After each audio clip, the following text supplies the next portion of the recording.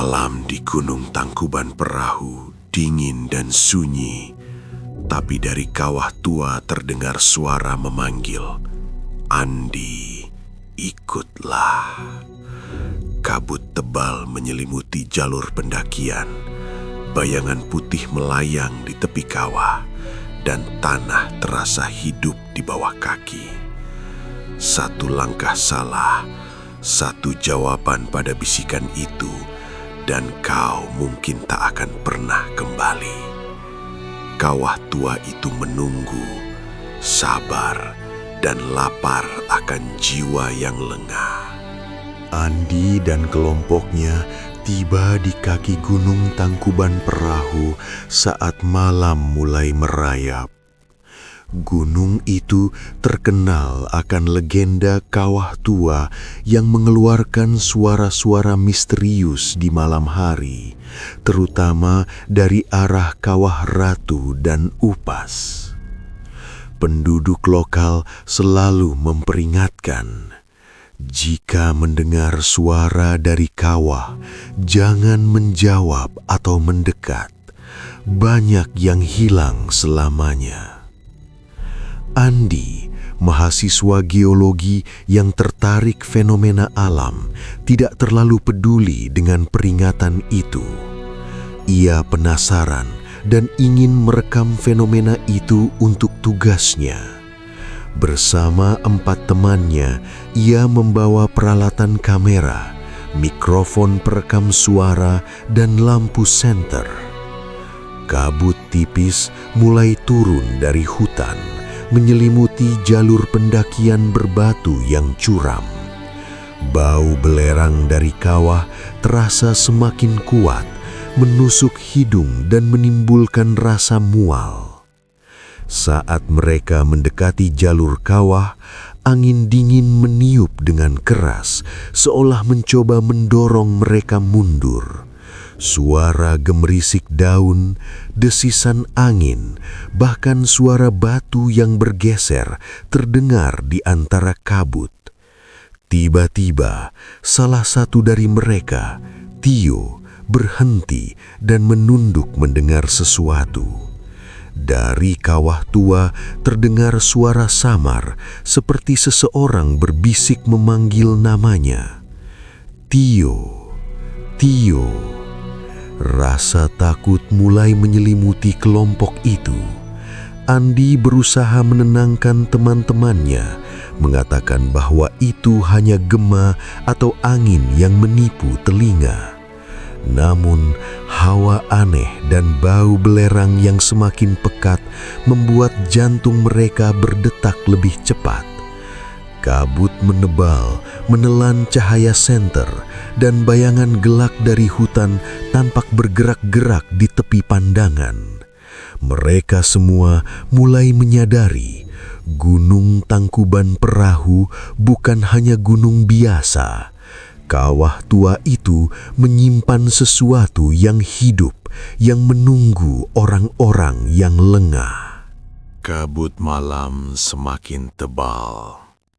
Suara samar terdengar jelas, memanggil satu persatu nama mereka. Kali ini bukan hanya Tio, tapi juga Andi terdengar di dalam bisikan itu. "Andi, ikutlah." Suara itu lembut, menggoda, tapi ada nada dingin yang membuat bulu kuduk merinding. Andi mencoba tetap tenang dan memberi instruksi. "Jangan menoleh, jangan menjawab, kita lanjut saja." Namun rasa penasaran dan naluri manusia untuk menanggapi suara itu semakin berat. Setiap langkah terasa seperti menempuh jalan yang hidup.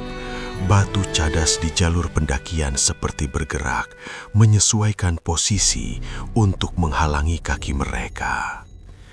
Tiba-tiba, salah satu temannya, Rina, melihat bayangan putih di pinggir kawah.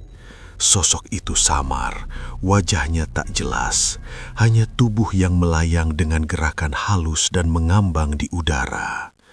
Angin membawa suara tawa halus bercampur bisikan. Mereka datang, mereka mengikuti, mereka tak bisa kembali. Kelompok itu mulai panik. Mikrofon mereka menangkap suara-suara aneh yang tidak bisa dijelaskan.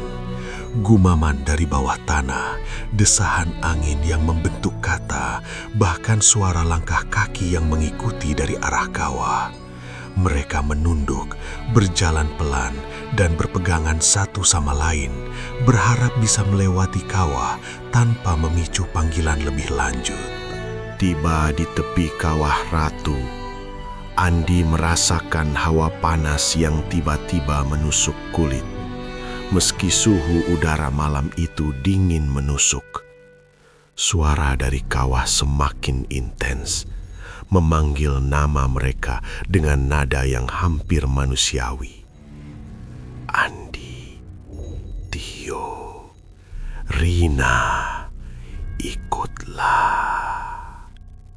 Andi menatap kawah tua yang gelap dan penuh uap belerang. Dalam kabut terlihat bayangan samar bergerak-gerak di permukaan kawah, seperti orang-orang yang tenggelam di dalam air kental dan berseru meminta bantuan. Jantung mereka berdegup kencang, rasa takut menjadi nyata. Tio hampir menoleh, tetapi Andi menahannya. "Jangan menoleh. Jangan menjawab," kata Andi. Mereka menyadari kawah itu bukan sekedar lubang di gunung. Ia memiliki kehendak sendiri. Setiap suara yang dijawab akan menarik perhatian entitas yang hidup di dalamnya. Kabut tebal menutupi semuanya, membuat mereka kehilangan orientasi. Batu-batu di tepi kawah tampak seperti tangan yang siap menahan mereka. Angin berbisik di telinga mereka, membisikkan kata-kata yang hanya bisa dimengerti oleh pikiran, memaksa mereka untuk menoleh dan mendekat. Rina hampir terjatuh ke kawah ketika suara memanggil namanya lagi. Kelompok itu mencoba mundur, tapi kabut tebal membuat jalur pendakian tampak berbeda. Setiap langkah mereka membingungkan, seperti tersesat dalam labirin yang hidup. Suara dari kawah tua semakin keras, bercampur tawa halus, bisikan yang menirukan suara mereka sendiri, dan desahan seperti nafas dari bawah tanah. Andi merasakan dingin menusuk tulang dan rasa panik yang mematikan. Bayangan putih melayang di tepi kawah, semakin mendekat, menatap mereka dengan mata kosong. Ia menyadari bahwa mereka tidak hanya berhadapan dengan fenomena alam. Kawah tua itu memiliki kekuatan supranatural yang memilih korbannya. Setiap batu cadas retak seolah memperingatkan mereka untuk berhenti. Suara panggilan terakhir terdengar paling jelas. "Ikutlah atau tetap di sini selamanya." Rasa takut mendorong mereka bergerak cepat, tapi kaki terasa berat, seperti ditahan oleh tanah dan kabut. Setiap detik terasa seperti jam, dan mereka sadar kawah tua itu sabar menunggu siapapun yang lengah. Saat fajar muncul, kabut perlahan menipis. Mereka akhirnya keluar dari jalur kawah, tubuh lelah dan hati terguncang. Kawah tampak tenang, seperti tidak pernah memanggil mereka sama sekali. Namun Andi tahu, suara dan bayangan itu nyata, dan sebagian dari jiwa mereka telah tertinggal di kawah tua Gunung Tangkuban Perahu. Kelompok itu menoleh ke belakang, tetapi kawah tampak biasa, uap belerang biasa, dan batu cadas normal. Tidak ada suara, tidak ada bayangan. Namun Andi merasakan nafas dingin menyusup ke dalam pikirannya, dan ia tahu, suatu malam, kawah tua itu akan memanggil lagi. Dan jika mereka lengah, entitas yang sabar itu akan menunggu dengan senyum di kegelapan, menelan siapapun yang tergoda untuk mendekat. Fajar muncul, kabut menipis, dan Andi akhirnya keluar dari kawah tua. Gunung tampak tenang, seperti tidak pernah memanggil mereka. Namun napas dingin dan bisikan samar masih menempel di pikirannya. Ia tahu sebagian dari jiwa mereka tertinggal di kawah. Dan suatu malam, suara itu akan kembali memanggil, menunggu siapapun yang lengah untuk selamanya terseret ke kegelapan. Beberapa rahasia alam tidak untuk diganggu. Kawah tua Gunung Tangkuban Perahu mengingatkan bahwa rasa penasaran tanpa kehati-hatian bisa menjerumuskan. Mendengar peringatan, menghormati batas, dan menahan diri dari godaan yang berbahaya adalah cara bertahan hidup. Menanggapi bisikan dari kegelapan kadang berarti kehilangan diri, dan jiwa yang lengah tak selalu kembali. Kabut